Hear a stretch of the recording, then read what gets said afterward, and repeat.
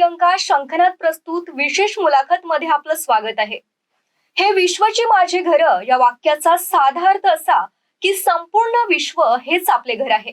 या विचारातून मानवाला एक व्यापक दृष्टी दिली जातं, ज्यात आपली ओळख किंवा जबाबदारी केवळ एक देश, जाती, धर्म किंवा कुटुंबापुरती मर्यादित न ठेवता संपूर्ण जगाला आणि त्यातील सर्व जीवांना आपलं मानावं. या विचाराचं मूळ म्हणजे सर्वत्र एकता, प्रेम आणि सहअस्तित्वाची भावना वाढवणं. जगाच्या कुठल्याही कोपऱ्यात असलेले लोक, प्राणी आणि निसर्ग आपल्यासारखेच महत्वाचे आहेत आणि त्यांच्याशी आपला संबंध एका कुटुंबातील सदस्यांसारखा आहे. त्यामुळं हे विश्वाची माझे घर हा विचार सर्वत्र शांतता, सहकार्य आणि मानवतेचा प्रसार करण्यासाठी आहे. आणि याचंच प्रत्यक्ष उदाहरण म्हणजे मिशन विश्व ममत्व ही संस्था आहे, जी तृतीयपंथी लोकांसाठी काम करते.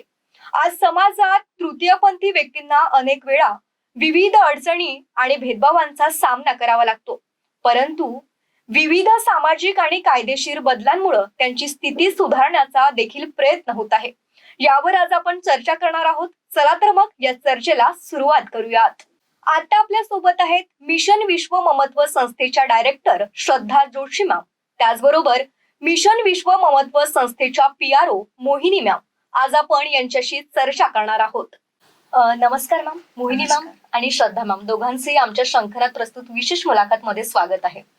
श्रद्धा मॅम, तुमच्यासाठी माझा पहिला प्रश्न की मिशन विश्व ममत्व ही संस्था आहे, ती किती वर्षांपासून काम करते आहे आणि ती कशा पद्धतीनं त्याचं काम सुरू आहे ते सांगा. आपण कोविड पासून काम करायला सुरुवात केली, म्हणजे 4 वर्ष झाले आपल्या संस्थेला. आणि कोविडमध्ये तर सगळ्यांना माहिती की कोविड पॅन्डेमिक हा खूप डिफिकल्ट पिरियड होता आपल्या सगळ्यांसाठीच. आणि त्या पिरियडमध्ये ही पर्टिक्युलर कम्युनिटी ही इग्नोर्ड राहिली, निग्लेक्टेड राहिली. मग कारण त्यांना पण खूप प्रॉब्लेम्स होते, त्यांचं काम बंद झालं होतं. बरोबर, कारण संपूर्ण जग एका विळख्यामध्ये अडकलेलं होतं. एक्झॅक्टली. तर मग तेव्हापासून आपण काम करायला सुरुवात केली. तेव्हा तर त्यांना ग्रोसरी किट्स देणे, त्याच्यानंतर त्यांच्यासाठी वॅक्सिनेशन कॅम्प अरेंज करणे, ह्या सगळ्या गोष्टी आपण केल्या. आणि मग इव्हेंच्युअली आपल्याला त्यांच्यातले प्रॉब्लेम्स कळत गेले आणि मग आपण पूर्णपणे त्यांच्या वेलफेअरसाठी काम करायला सुरुवात केली. तर आता आपला मेन जो मोटिव्ह आहे या संस्थेचा तो म्हणजे कम्युनिटी, ट्रान्सजेंडर कम्युनिटी बद्दल अवेअरनेस स्प्रेड करणे. दुसरं म्हणजे त्यांच्याबद्दल ऍक्सेप्टन्स सोसायटीमध्ये निर्माण करणे. आणि त्याच्या ह्या 2 गोष्टींना घेऊन आपण आपले वेगवेगळे कार्यक्रम करत असतो. जसं सुरुवात आपण रक्षाबंधनाच्या कार्यक्रमाने केली आणि तो इव्हेंट म्हणजे तो आपण कोविडमध्येच पहिला इव्हेंट घेतला ऑब्व्हियसली. आणि तो it was the first and only of its kind in the entire Vidarbha. तर त्याच्यात आपण ट्रान्स विमेन त्यांना बोलवून आणि बाकीचे लोक, तर त्या ट्रान्स विमेन त्यांना एक जे असतं ना बाई होण्याचं जे फिलिंग असतं, तर त्यांच्याकडून आपण राखी बांधवून घेतो. आणि यांनी काय झालं की एक तर कुठेतरी जे बॅरियर होतं बाकीची सोसायटी आणि पर्टिक्युलर ही कम्युनिटी, ते कुठेतरी ब्रेक करण्याचा आपण प्रयत्न केला. याच्याच बरोबर दिवाळीचे गेट टुगेदर्स, म्हणजे हे छोट्या छोट्या कार्यक्रमांनी आपण कुठेतरी त्यांच्यामध्ये आपला रॅपो बिल्ड करण्याचा प्रयत्न केला. आणि आता 4 वर्ष होत आलेत आपल्या संस्थेला, तर कुठेतरी आपण त्याचं सक्सेस बघतो. कारण बऱ्यापैकी लोक, ट्रान्सजेंडर लोक आपल्या संस्थेशी जुळल्या गेलेले आहेत. जवळपास 250च्या वर रजिस्ट्रेशन्स आहेत आपल्या संस्थेबरोबर. आणि ऑब्व्हियसली त्यांच्यासाठी काम करण्यासाठी त्यांची साथ असणं खूप गरजेचं आहे, अदरवाईज आपण काम नाही करू शकत. तर आता हे जे सक्सेस आहे हे आपण म्हणजे पुढे सांगूच की आपण काय काय केलेलं आहे कम्युनिटीसाठी. पण ह्या 3-4 वर्षात आपण बऱ्यापैकी त्या कम्युनिटीमध्ये एक रॅपो बिल्ड करण्याचा प्रयत्न केला आहे. अच्छा. खरं तर समाजातील दृष्टिकोन बदलवण्यासाठी ही संस्था फार सुंदर काम करते आहे. मोहिनी मॅम, तुमच्यासाठी माझा प्रश्न की तृतीयपंथी लोकांना समाजात वावरताना कोणकोणत्या अडचणींचा सामना करावा लागतो? तसं सांगायचं मी स्वतःचा एक तृतीयपंथी असताना माझ्याकडे पाहण्याचा दृष्टिकोन काय असतो हे सर्वात जास्त मी चांगल्याने सांगेल. कारण मी स्वतः शिक्षित असल्यानंतर मी स्वतः कुठेतरी एक म्हणतात ना ते म्हणजे जे आजपर्यंत तृतीयपंथीकडे पाहण्याचा दृष्टिकोन, की तृतीयपंथी हे चौकात दिसतात, तृतीयपंथी हे मागताना दिसतात, तृतीयपंथी हे ट्रेन मध्ये दिसतात, तृतीयपंथी हे टाळ्या वाजवताना दिसतात, त्यांचं एक्झाम्पल तोडून मी आज एका शिक्षण लेवलवर मी माझं MSW करते. आता माझं ग्रॅज्युएशन झालं नुकतंच BCCA मध्ये. त्यानंतर मी MSW करिता करत आहे. मग मला जसं अपॉर्च्युनिटीज मिळाली, मला एक सोशल ऍक्टिव्हिस्टच व्हावं असं वाटलं. कारण मला दिसलं की मी तृतीयपंथी असताना, मी किन्नर असताना माझ्याच कम्युनिटीच्या व्यक्तींना असतं गरज आहे सर्वात जास्त. कारण सर्वात जास्त लोक अपंगांवर काम करत आहेत, सर्वात जास्त लोक आंधळे वगैरे, म्हणजे काहीतरी ते फिजिकली चॅलेंज म्हणा किंवा मग ते गरीब लोक म्हणा त्यांच्यावर काम करतायत. पण खरी गरज तर आम्हाला आहे, कारण देवानी आम्हाला हात पाय डोळे कान सगळं व्यवस्थित दिलं आहे, फक्त जेंडर आयडेंटिटी काहीतरी वेगळी दिलेली आहे. तर तेव्हा मी तो एक्झाम्पल बनण्याचा प्रयत्न केला समाजापुढे, की मी एक नोकरी करू शकते, मी शैक्षणिकरित्या मी समृद्ध आहे, की मी कुठले कॉम्प्युटर ऑपरेट करू शकते. ज्या जेन्युअन ज्या गोष्टी आहे, आजकाल सगळ्यांना डिमांड आहे की कॉम्प्युटर ऑपरेटर म्हणून पाहिजे जागा किंवा अशा चांगल्या, पण मला ती ऑपॉर्च्युनिटी मिळाली नाही. मग आपल्या संस्थेमधून मला PRO ची ही पोस्ट मिळाली, त्याच्यामध्ये मला काम मिळालं आणि मला त्याच्यामधून लक्षात आलं की तृतीयपंथांचं आणखी काय काय प्रॉब्लेम्स येतात. कारण कोविड मधला आपण जसं सांगितलं तर तेव्हा त्यांना खायचे प्रॉब्लेम्स यायचे. कारण जोपर्यंत ते मागणार नाही, जोपर्यंत त्यांच्याजवळ तो पैसा येणार नाही, तोपर्यंत ते खर्च काय करणार आणि ते विकत काय घेणार. कारण आज जर प्रॉब्लेम जर एका रांगेत सांगायला गेलं ना, सर्वसामान्य लोकांना जेवढ्या येतात त्याच्यापेक्षा जास्तच येतात.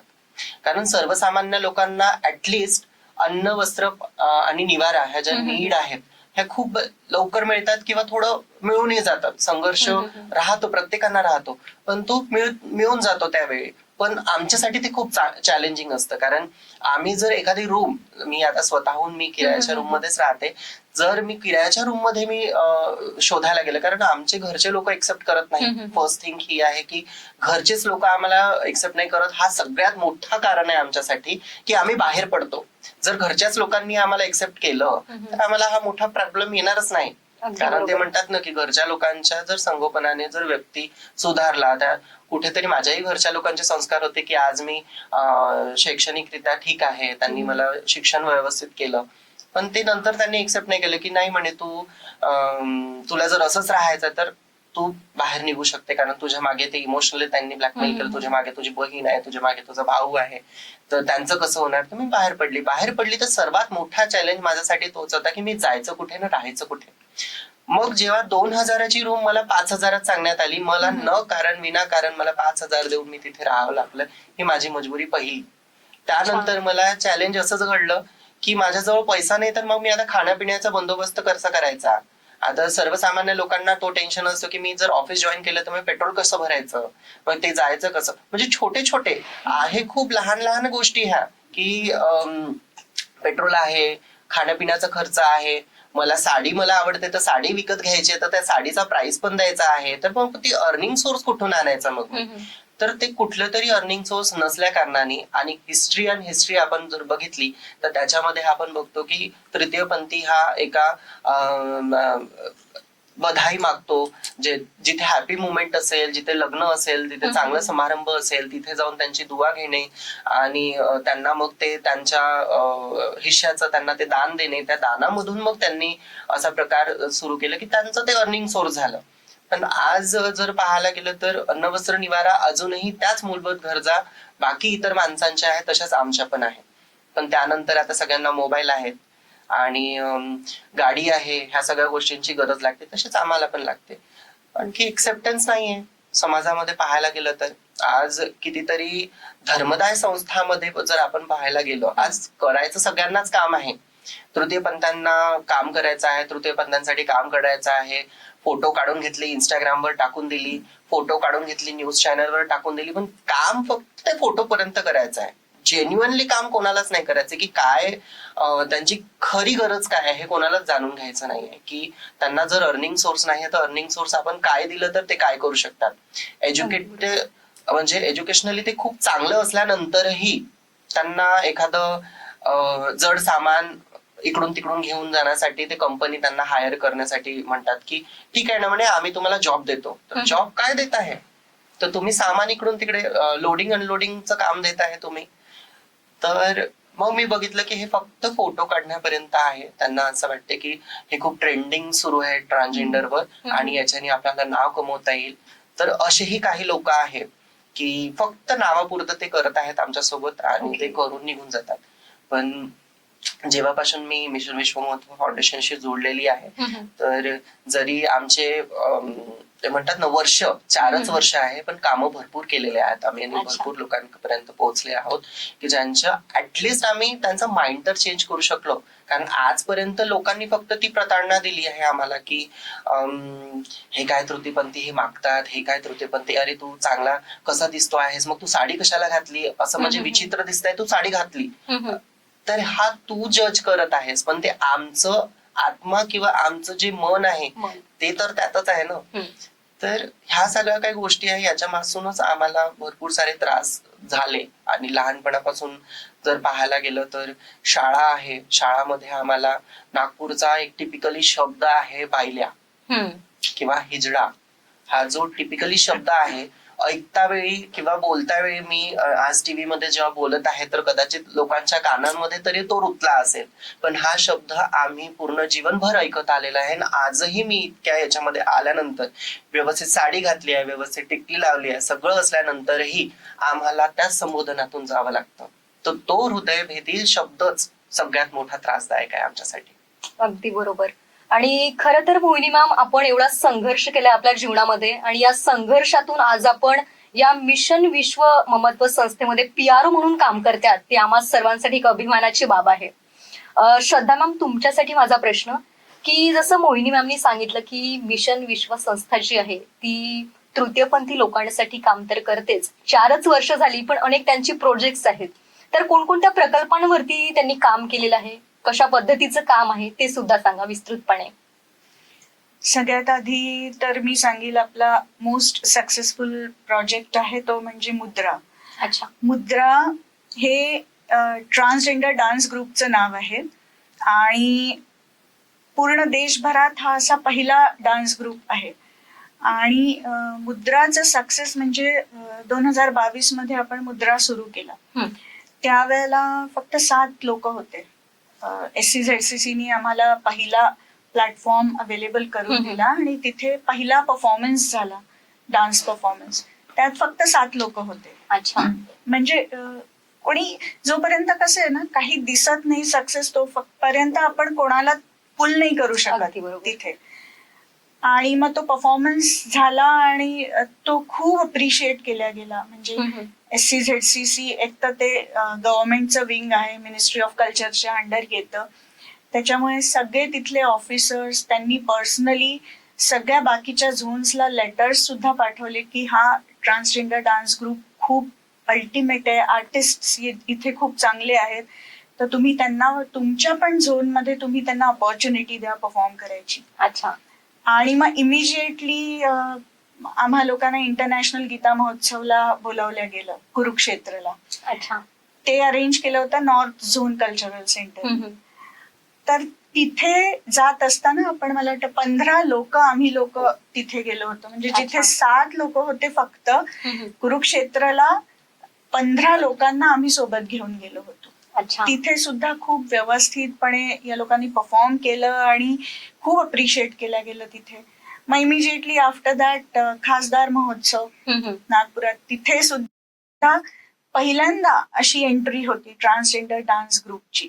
इतके वर्षांपासून तो खासदार सांस्कृतिक महोत्सव होतोय आपल्या नागपुरात, पण पहिल्यांदा अशा येस म्हणजे ह्या ग्रुपनी परफॉर्म केलं, एंट्री झाली तिथे. आणि तिथे पण गडकरीजींनी खूप यांना अप्रिशिएट केलं, सगळ्यांचा सत्कार केला, सगळ्या डान्सर्सचा. आणि त्यांच्या बरोबर फोटो काढला. मग त्याच्यानंतर पुन्हा मिनिस्ट्री ऑफ कल्चर सेंट्रल गव्हर्नमेंटनी दिल्लीला बोलवलं मुद्राला. तिथे बॅक टू बॅक 2 शोज झाले. आणि त्याच्यानंतर पु ल देशपांडे अकॅडमी मुंबई, तिथे सुद्धा परफॉर्म केलं आपल्या ग्रुपनी. तर मुद्रा हे आपलं सगळ्यात सक्सेसफुल प्रोजेक्ट होतं. मुद्रा सुरू करण्याच्या मागे इंटेन्शन असं होतं की आपण यांना बघितलेलं आहे बधाई मागताना, हो. तेव्हा हे लोक डान्स करतात, खूप चांगली डान्स करतात. तर मग आपण असा विचार केला की ती जी त्यांची कला आहे ती प्रॉपरली चॅनलाइज आपण केली पाहिजे, सो दॅट त्यांना त्यांची ती कला पूर्ण जगासमोर येईल. दुसरं म्हणजे त्या कलेच्या माध्यमातून त्यांना एक एक्स्ट्रा इन्कम सोर्स त्यांच्यासाठी जनरेट करता येईल. तर हे दोन मोटिव्ह समोर ठेवून आपण मुद्रा सुरू केलं होतं. आणि जसा विचार केला होता तसं होत गेलं. सगळ्या गव्हर्नमेंटच्या प्लॅटफॉर्म्सवर यांना संधी मिळत गेली. आणि जी आपण ऍक्सेप्टन्सचं बोलतो ना, म्हणजे किंवा गव्हर्नमेंट काय करते हे जर आपण बोललो तर गव्हर्नमेंट हे करते, म्हणजे आम्ही तरी हा एक्सपिरियन्स केलेला आहे की त्यांनी आमच्या ग्रुपला, मुद्राला खूप चांगली संधी दिली, म्हणजे वेळोवेळी. अच्छा. त्याच्यानंतर रिसेंटली एम्सला ट्रान्सजेंडर क्लिनिक आपण सुरू केलं, कारण ट्रान्सजेंडर लोकांना खूप हेल्थ इश्यूज तर ऑफकोर्स सगळ्यांनाच असतात, पण यांना थोडंसं हॉर्मोनल थेरपी घ्यावी लागते, काही सर्जरीज असतात आणि त्या बाहेर खूप एक्सपेन्सिव्ह असतात. ओके. तर मग आपल्या नागपुरातच जर एम्स सुरू झालं होतं तर आपण एम्सला अप्रोच केलं आणि एम्स आणि विश्व ममत्व फाउंडेशन मिळून तिथे ट्रान्सजेंडर क्लिनिक सुरू केलं. अच्छा. आणि रिसेंटली अर्धनारी फूड ट्रक आपण सुरू केलेला आहे. नागपुरात तो पहिला प्रोजेक्ट आहे. अच्छा. असं म्हणजे तसंही आम्ही जे जे प्रोजेक्ट केलेले आहेत ते फक्त आम्हीच केलेले अच्छा. आहे आतापर्यंत, कारण खूप संस्था काम करत आल्या, पण असे प्रोजेक्ट नाही झाले. जसं म्हणजे आपण असा विचार करतोय ना की ओव्हरऑल यांचा वेलफेअर व्हायला पाहिजे, यांचं रिहॅबिलिटेशन व्हायला पाहिजे. तर असा विचार करून आपण एक एक प्रोजेक्ट करत चाललोय यांच्यासाठी. तर अर्धनारी फूड ट्रकचं पण इनॉग्रेशन गडकरीजींनी केलं. गडकरीजी आम्हाला वेळोवेळी खूप मदत करतात. मदत इन द सेन्स ते फक्त आशीर्वादाचा हात देतात की एक्झॅक्टली मी तुमच्या बरोबर आहे. अच्छा. अच्छा. खरं तर फार सुंदर प्रोजेक्ट्स आहेत. आणि परत काही यामध्ये विशेष ज्या प्रोजेक्ट्स मध्ये अजून काही? ई रिक्षाचं ऍक्च्युअली मी स्वतःहून दिलं होतं की मी त्यांना सांगितलं की माझं गरज आता वाढते आहे, कारण मी आज जेव्हा MSW साठी जेव्हा मी गेली तेव्हा तिथल्या कॉलेजेसच्या फीस होत्या, किंवा मग त्या पुस्तकींचं बिल होतं, किंवा आणखी काही असे किरकोळ जे खर्च आहेत ते माझे भागवत नव्हते. तर मी त्यांच्यापर्यंत गेली. मी म्हटलं, मॅडम माझ्याकडे काही पैसे आहेत तर तुम्ही मला काही मदत कराल का? आणि मी जेव्हा बँकेमध्ये गेली त्यामधला एक मोठा एक त्रास आम्हाला असा असतो की कुठलीही बँक आमचं तृतीयपंथी म्हटल्यानंतर ते कुठलंही लोन देत नाही, जरी मी कुठल्याही बाबतीत सक्षम जरी असली तरी. एखाद्या साध्याशा रिक्षावाल्याला किंवा एखादा हातमजूर असेल त्याला पटकन लोन मिळून जातं, पण ही मोठी एक प्रॉब्लेम आहे की ती बँक कधीच लोन देत नाही. मॅमला मदत मागितली की मला करायचं आहे मॅम, मला चालवायचं पण आहे, कारण मला जो फावला वेळ मिळतो त्याच्यामध्ये मी जाऊन मी चालवू शकते आणि लोकांसोबत मी चांगली बोलते. तर माझ्या ज्या बहिणी आहेत ज्या रात्री ट्रॅव्हल करतात त्यांच्यासाठी ते सेफ राहील. तर मग मला त्यांनी सांगितलं की आपल्या संस्थेकडून काही मदत मिळू शकते, मी बघते. आणि ती मदत मिळाली आणि बँक लोनच्या मागे न पडता जे काही किस्ती आहे, जे काही माझ्याजवळ पैसे होते, ज्या काही त्यांच्याकडून मिळाल्या त्याच्यानुसार आज माझा ई रिक्षा आहे आणि तो सक्सेसफुली तो वर्क करत आहे. दिवसा मी ऑफिसमध्ये असते त्या कारण मी चालू शकत नाही, तो चार्जिंगला ठेवते, संध्याकाळून मग मी घेऊन जाते, 2-3 तास चालवते, जेही काही आपले 600-500 मिळते त्याच्यामध्ये माझे बाकीचे खर्च चालवते. अच्छा. हाही एक म्हणजे सक्सेस स्टोरीच आहे. जेव्हा नालसा जजमेंट आलं, म्हणजे आपण किती मागे होतो, म्हणजे एकीकडे आपण मॉडर्न स्वतःला मॉडर्नाइज म्हणतो, पण एक घटक आपल्या समाजातलाच आहे, आपल्याच सारखा आहे. म्हणजे of course they are human beings like you and me आहे ना, पण तरी त्यांना ऍक्सेप्टन्स नाही फॉर नो रिझन. ते अजूनपर्यंत म्हणजे पूर्वीची स्थिती आणि आताची स्थिती त्यात काहीच बदल झालेला नाहीये. इनफॅक्ट बदल झालेला आहे ना. आधी यांना समाजात स्वीकार्यता होती, पण आता म्हणजे तेच म्हणते मी की एकीकडे आपण स्वतःला म्हणतो की आम्ही मॉडर्न झालेलो आहोत, पण एक ती आपली मेंटॅलिटी या Mentality. लोकांकडे बघण्याची बदलली नाहीये. अगदी बरोबर. हा त्यांनी का मला- राहू नये समाजात. हा मला सांगा की तृतीयपंथी लोकांसाठी मिशन विश्व ममत्व ही जी संस्था आहे ती काय बदल घडवू शकते असं तुम्हाला वाटतं? आपण ही जी संस्था फॉर्म केली एक त्यांच्या वेलफेअरसाठी. वेलफेअरमध्ये बरेच घटक येतात, जसं त्यांना फायनान्शियली इंडिपेंडेंट बनवणं, त्यांना ऍक्सेप्टेबल ते म्हणजे नॉर्मल तर आहेतच, पण कुठेतरी सोसायटी आणि जसं मी मगाशी म्हणाली सोसायटी आणि म्हणजे बाकीची सोसायटी आणि ट्रान्सजेंडर लोक ह्यांच्यात जे एक बॅरियर आहे ना ते ब्रेक करणं. ओके. मला असं वाटतं की आपली जी संस्था आहे मिशन विश्व ममत्व फाउंडेशन ही बेसिकली काम करते ऍक्सेप्टन्सवर, ओके. की सोसायटीनी त्यांना ऍक्सेप्ट करावं आणि यांनी सुद्धा सोसायटीला ऍक्सेप्ट करावं, कारण it is two way, yes. Right. तर आणि आपल्या संस्थेच्या मार्फत कुठे ना कुठे हे बदल होतात आहेत. इतका मोठा ग्रुपला आपण जर ऍक्सेप्टेबल बनवू शकलो, त्यांना म्हणजे मुद्राला, जर मुद्राची गोष्ट केली तर मुद्राला पूर्ण म्हणजे मिनिस्ट्री ऑफ कल्चर पर्यंत आपण जर नेऊ शकतो आहोत तर ऑफकोर्स आपण बदल घडवतोच आहोत. अगदी हा, बरोबर. हे आहे की तो ओव्हरनाईट चेंज नाहीये, ग्रॅज्युअली होणार आहे आणि आपल्याला ग्रॅज्युअलीच करायचं आहे.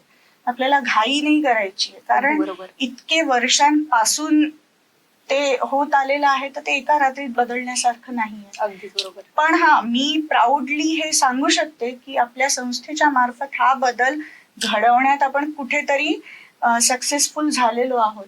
जसं मी फूड ट्रकचं बोलली, सुरू करताना ना एक कुठेतरी 1% डाऊट होता की काही प्रॉब्लेम तर नाही येणार, कारण ट्रान्सजेंडर एक ट्रान्स वुमन चालवणार आहे.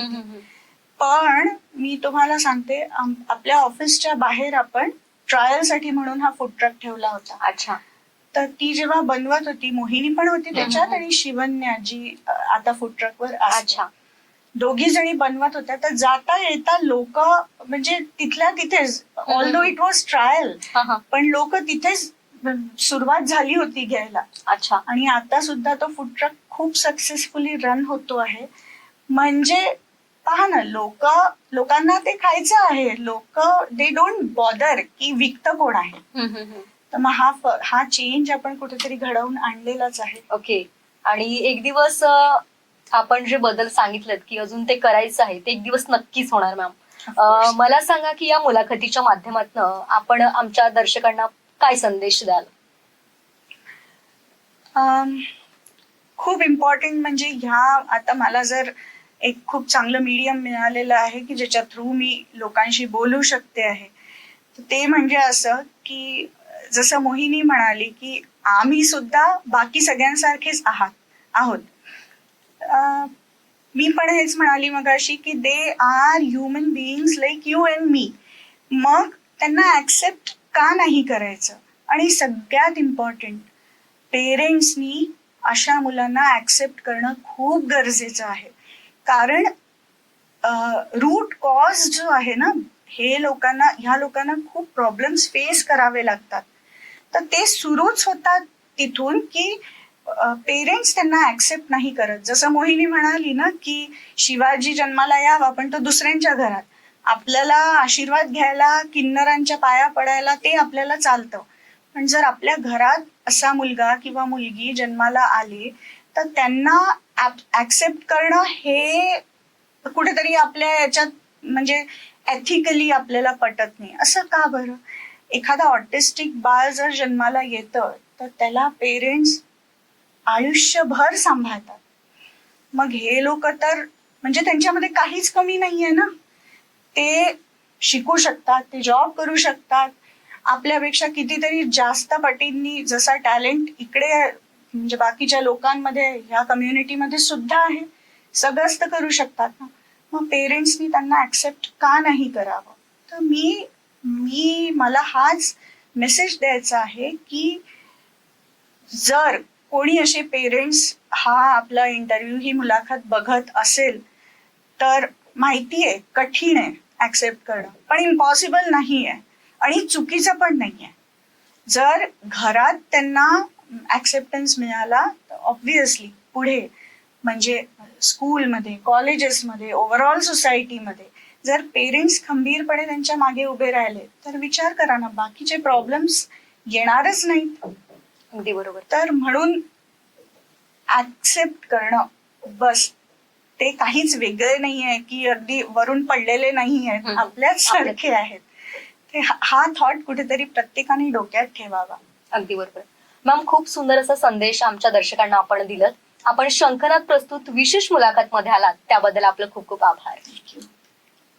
आता वेळ झाली इथेच थांबण्याची. पुन्हा भेटूयात एका नवीन विषयासह. तोवर नमस्कार.